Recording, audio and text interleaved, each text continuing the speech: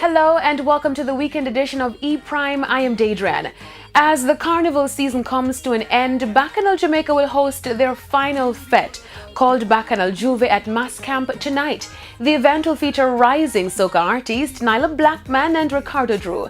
Nyla gained recognition from being a finalist in the 2017 Soca Monarch Finals, and in the same year she landed a hit collaboration with soca artist Kez on the track dubbed Workout.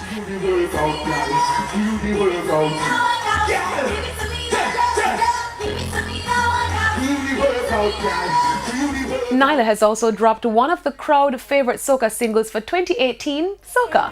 When I see my people dancing, all I hear is soca all day long. Not gonna leave you for nothing. After tonight's fete at Mass Camp, the celebration will spill onto the streets of Kingston, where revelers will parade until daybreak on Saturday.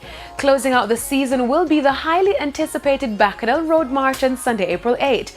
The parade is set to start at 10 a.m. on Hope Road and will follow a route into New Kingston, then to Halfway Tree. See you at Bacchanal. And that's it for the weekend edition of E-Prime. I'm Daedran. Thank you for watching. Enjoy your weekend.